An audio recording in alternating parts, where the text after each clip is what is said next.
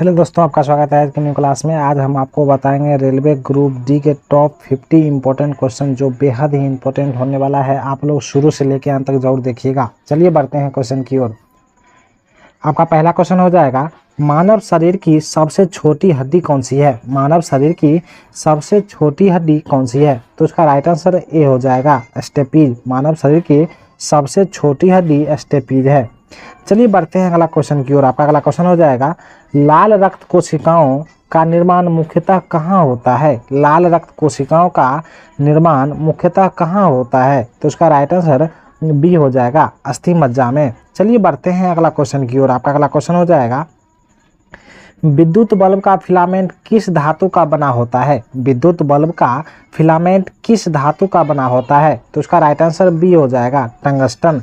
चलिए बढ़ते हैं अगला क्वेश्चन की ओर। आपका अगला क्वेश्चन हो जाएगा, निम्न में से सबसे हल्की धातु कौन सी है? निम्न में से सबसे हल्की धातु कौन सी है? तो उसका राइट आंसर बी हो जाएगा, लिथियम। चलिए बढ़ते हैं अगला क्वेश्चन की ओर। आपका अगला क्वेश्चन हो जाएगा, हरे पौधे में प्रकाश संश्लेषण का मुख्य वर्णक कौन सा है? हरे पौधे में प्रकाश संश्लेषण का मुख्य वर्णक कौन सा है? तो उसका राइट आंसर बी हो जाएगा, क्लोरोफिल। चलिए बढ़ते हैं अगला क्वेश्चन की ओर। आपका अगला क्वेश्चन हो जाएगा, न्यूटन का तीसरा नियम किससे संबंधित है? न्यूटन का तीसरा नियम किससे संबंधित है? तो उसका राइट आंसर सी हो जाएगा, क्रिया प्रतिक्रिया से। चलिए बढ़ते हैं अगला क्वेश्चन की ओर। आपका अगला क्वेश्चन हो जाएगा, मनुष्य के हृदय में कितने वाल्व होते हैं? मनुष्य के हृदय में कितने कोष्ठ होते हैं? तो उसका राइट आंसर सी हो जाएगा, 4। चलिए बढ़ते हैं अगला क्वेश्चन की ओर। आपका अगला क्वेश्चन हो जाएगा, दूध का पीएच मान लगभग कितना होता है? दूध का पीएच मान लगभग कितना होता है? तो इसका राइट आंसर सी हो जाएगा, 6.6। चलिए बढ़ते हैं अगला क्वेश्चन की ओर। आपका अगला क्वेश्चन हो जाएगा, निम्न में से कौन सी गैस अम्ल वर्षा का प्रमुख कारण है? निम्न में से कौन सी गैस अम्ल वर्षा का प्रमुख कारण है? तो उसका राइट आंसर बी हो जाएगा, सल्फर डाइऑक्साइड। चलिए बढ़ते हैं अगला क्वेश्चन की ओर। आपका अगला क्वेश्चन हो जाएगा, मानव शरीर में सबसे बड़ी ग्रंथि कौन सी है? मानव शरीर में सबसे बड़ी ग्रंथि कौन सी है? तो उसका राइट आंसर बी हो जाएगा, यकृत। चलिए बढ़ते हैं अगला क्वेश्चन की ओर। आपका अगला क्वेश्चन हो जाएगा, डीएनए की संरचना का प्रतिपादन किसने किया? डीएनए की संरचना का प्रतिपादन किसने किया? तो उसका राइट आंसर बी हो जाएगा, वाटसन एवं क्रिक ने। चलिए बढ़ते हैं अगला क्वेश्चन की ओर। आपका अगला क्वेश्चन हो जाएगा, मानव शरीर का सबसे बड़ा आंतरिक अंग कौन सा है? मानव शरीर का सबसे बड़ा आंतरिक अंग कौन सा है? तो उसका राइट आंसर सी हो जाएगा, यकृत। चलिए बढ़ते हैं अगला क्वेश्चन की ओर। आपका अगला क्वेश्चन हो जाएगा, विद्युत विभव का एसआई मात्रक क्या है? विद्युत विभव का एसआई मात्रक क्या है? तो उसका राइट आंसर बी हो जाएगा, वोल्ट। चलिए बढ़ते हैं अगला क्वेश्चन की ओर। आपका अगला क्वेश्चन हो जाएगा, किस विटामिन में कोबाल्ट पाया जाता है? किस विटामिन में कोबाल्ट पाया जाता है? तो इसका राइट आंसर सी हो जाएगा, विटामिन बी12 में कोबाल्ट पाया जाता है। चलिए बढ़ते हैं अगला क्वेश्चन की ओर। आपका अगला क्वेश्चन हो जाएगा, मानव शरीर में सबसे अधिक पाए जाने वाली धातु कौन सी है? मानव शरीर में सबसे अधिक पाए जाने वाली धातु कौन सी है? तो उसका राइट आंसर सी हो जाएगा, कैल्शियम। चलिए बढ़ते हैं अगला क्वेश्चन की ओर। आपका अगला क्वेश्चन हो जाएगा, सबसे कठोर प्राकृतिक पदार्थ कौन सा है? सबसे कठोर प्राकृतिक पदार्थ कौन सा है? तो उसका राइट आंसर बी, हीरा हो जाएगा। चलिए बढ़ते हैं अगला क्वेश्चन की ओर। आपका अगला क्वेश्चन हो जाएगा, प्रकाश की चाल सबसे अधिक किस माध्यम में होता है? प्रकाश की चाल सबसे अधिक किस माध्यम में होता है? तो उसका राइट आंसर डी हो जाएगा, निर्वात में। चलिए बढ़ते हैं अगला क्वेश्चन की ओर। आपका अगला क्वेश्चन हो जाएगा, इंसुलिन की कमी से कौन सा रोग होता है? इंसुलिन की कमी से कौन सा रोग होता है? तो उसका राइट आंसर बी हो जाएगा, मधुमेह। चलिए बढ़ते हैं अगला क्वेश्चन की ओर। आपका अगला क्वेश्चन हो जाएगा, लाल लिटमस क्षार में किस रंग का हो जाता है? लाल लिटमस क्षार में किस रंग का हो जाता है? तो उसका राइट आंसर बी हो जाएगा, नीला। चलिए बढ़ते हैं अगला क्वेश्चन की ओर। आपका अगला क्वेश्चन हो जाएगा, परमाणु का सबसे भारी कण कौन सा है? परमाणु का सबसे भारी कण कौन सा है? तो उसका राइट आंसर सी हो जाएगा, न्यूट्रॉन। चलिए बढ़ते हैं अगला क्वेश्चन की ओर। आपका अगला क्वेश्चन हो जाएगा, विटामिन डी का प्रमुख स्रोत क्या है? विटामिन डी का प्रमुख स्रोत क्या है? तो उसका राइट आंसर ए हो जाएगा, सूर्य का प्रकाश। चलिए बढ़ते हैं अगला क्वेश्चन की ओर। आपका अगला क्वेश्चन हो जाएगा, मनुष्य में गुणसूत्र की संख्या कितनी होती है? मनुष्य में गुणसूत्रों की संख्या कितनी होती है? तो इसका राइट आंसर बी हो जाएगा 46। चलिए बढ़ते हैं अगला क्वेश्चन की ओर। आपका अगला क्वेश्चन हो जाएगा, ध्वनि की तीव्रता किस इकाई में मापी जाती है? ध्वनि की तीव्रता किस इकाई में मापी जाती है? तो इसका राइट आंसर ए हो जाएगा डेसिबल।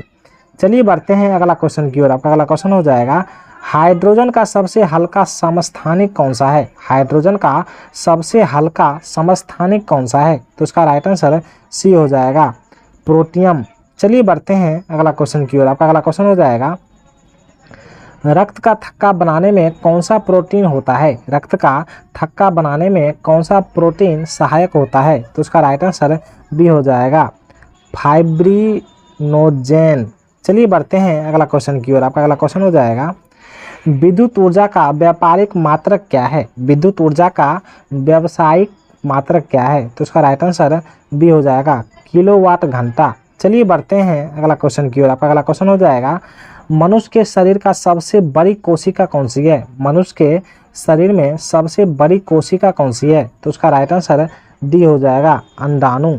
चलिए बढ़ते हैं अगला क्वेश्चन की ओर। आपका अगला क्वेश्चन हो जाएगा, कौन सा तत्व सबसे अधिक विद्युत ऋणात्मक होता है? कौन सा तत्व सबसे अधिक विद्युत ऋणात्मक है?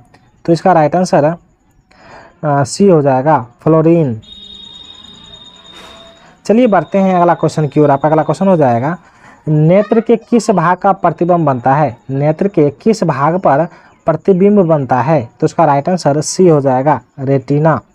चलिए बढ़ते हैं अगला क्वेश्चन की ओर। आपका अगला क्वेश्चन हो जाएगा, पौधों में वाष्पोत्सर्जन मुख्यतः किस भाग से होता है? पौधों में वाष्पोत्सर्जन मुख्यतः किस भाग से होता है? तो उसका राइट आंसर सी हो जाएगा रंध्र।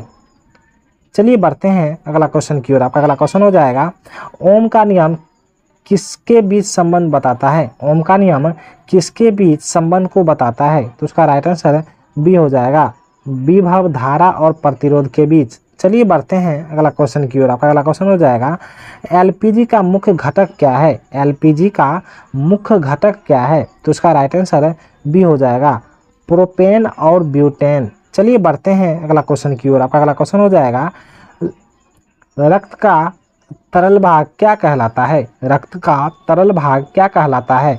तो इसका राइट आंसर बी हो जाएगा प्लाज्मा। रक्त का तरल भाग प्लाज्मा कहलाता है। चलिए बढ़ते हैं अगला क्वेश्चन की ओर। आपका अगला क्वेश्चन हो जाएगा, आवर्त सारणी में कुल कितने आवर्त हैं? आवर्त सारणी में कुल कितने आवर्त हैं? तो इसका राइट आंसर बी हो जाएगा 7। चलिए बढ़ते हैं अगला क्वेश्चन की ओर। आपका अगला क्वेश्चन हो जाएगा, प्रकाश संश्लेषण के दौरान कौन सी गैस मुक्त होती है? प्रकाश संश्लेषण के दौरान कौन सी गैस मुक्त होती है? तो उसका राइट आंसर सी हो जाएगा O2। चलिए बढ़ते हैं अगला क्वेश्चन की ओर। आपका अगला क्वेश्चन हो जाएगा, मनुष्य में सामान्यतः नाड़ी गति लगभग कितनी होती है? मनुष्य में सामान्यतः नाड़ी गति लगभग कितनी होती है? तो उसका राइट आंसर बी हो जाएगा 72 पर मिनट। चलिए बढ़ते हैं अगला क्वेश्चन की ओर। आपका अगला क्वेश्चन हो जाएगा, न्यूटन का गुरुत्वाकर्षण नियम किस पर लागू होता है? न्यूटन का गुरुत्वाकर्षण नियम किस पर लागू होता है? तो उसका राइट आंसर सी हो जाएगा सभी द्रव्यमान पर। चलिए बढ़ते हैं अगला क्वेश्चन की ओर। आपका अगला क्वेश्चन हो जाएगा, सबसे हल्की निष्क्रिय गैस कौन सी है? सबसे हल्की निष्क्रिय गैस कौन सी है? तो उसका राइट आंसर सी हो जाएगा हीलियम। चलिए बढ़ते हैं अगला क्वेश्चन की ओर। आपका अगला क्वेश्चन हो जाएगा, मानव शरीर में पाचन का सबसे बड़ा भाग कहाँ होता है? मानव शरीर में पाचन का सबसे बड़ा भाग कहाँ होता है? तो उसका राइट आंसर बी हो जाएगा छोटी आंत में। चलिए बढ़ते हैं अगला क्वेश्चन की ओर। आपका अगला क्वेश्चन हो जाएगा, पानी का क्वथनांक कितना होता है? पानी का क्वथनांक कितना होता है? तो उसका राइट आंसर सी हो जाएगा 100 डिग्री सेल्सियस। चलिए बढ़ते हैं अगला क्वेश्चन की ओर। आपका अगला क्वेश्चन हो जाएगा, हृदय की धड़कन नियंत्रित करने वाला प्राकृतिक पेसमेकर कौन सा है? हृदय की धड़कन नियंत्रित करने वाला प्राकृतिक पेसमेकर कौन सा है? तो इसका राइट आंसर बी हो जाएगा SA नोड। चलिए बढ़ते हैं अगला क्वेश्चन की ओर। आपका अगला क्वेश्चन हो जाएगा, चुंबकीय क्षेत्र का SI मात्रक क्या है? चुंबकीय क्षेत्र का SI मात्रक क्या है? तो इसका राइट आंसर ए हो जाएगा टेस्ला। चलिए बढ़ते हैं अगला क्वेश्चन की ओर। आपका अगला क्वेश्चन हो जाएगा, सबसे अधिक अभिक्रियाशील क्षार धातु कौन सी है? सबसे अधिक अभिक्रियाशील क्षार धातु कौन सी है? तो इसका राइट आंसर डी हो जाएगा, सीजियम। चलिए बढ़ते हैं अगला क्वेश्चन की ओर। आपका अगला क्वेश्चन हो जाएगा, श्वसन की क्रिया कोशिका के किस भाग में होती है? श्वसन की क्रिया कोशिका के किस भाग में होती है? तो इसका राइट आंसर बी हो जाएगा, माइटोकॉन्ड्रिया। चलिए बढ़ते हैं अगला क्वेश्चन की ओर। आपका अगला क्वेश्चन हो जाएगा, ध्वनि की आवृत्ति की एसआई मात्रक क्या है? ध्वनि की आवृत्ति का एसआई मात्रक क्या है? तो इसका राइट आंसर बी हो जाएगा, हर्ट्ज।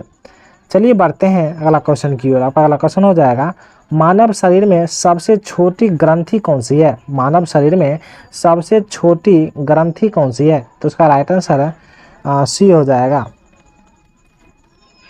पीनियल। चलिए बढ़ते हैं अगला क्वेश्चन की ओर। आपका अगला क्वेश्चन हो जाएगा, पीएच मान का किसने दिया? पीएच का मान किसने दिया? तो इसका राइट आंसर बी हो जाएगा, सोरेनसन। चलिए बढ़ते हैं अगला क्वेश्चन की ओर। आपका अगला क्वेश्चन हो जाएगा, अमोनिया का रासायनिक सूत्र क्या है? अमोनिया का रासायनिक सूत्र क्या है? तो इसका राइट आंसर बी हो जाएगा, NH3। अमोनिया का रासायनिक सूत्र NH3 होता है। चलिए बढ़ते हैं अगला क्वेश्चन की ओर। आपका अगला क्वेश्चन हो जाएगा, मनुष्य में सबसे लंबी कोशिका कौन सी है? मनुष्य में सबसे लंबी कोशिका कौन सी है? तो इसका राइट आंसर सी हो जाएगा, तंत्रिका कोशिका, जिसको हम न्यूरॉन बोलते हैं। चलिए बढ़ते हैं अगला क्वेश्चन की ओर। आपका अगला क्वेश्चन हो जाएगा, पृथ्वी के वायुमंडल में सबसे अधिक कौन सी गैस पाई जाती है? पृथ्वी के वायुमंडल में सबसे अधिक कौन सी गैस पाई जाती है? इस क्वेश्चन का आंसर आप लोग कमेंट बॉक्स में बताइएगा। यदि आपको यह वीडियो अच्छा लगा हो तो प्लीज़ लाइक एंड सब्सक्राइब करें।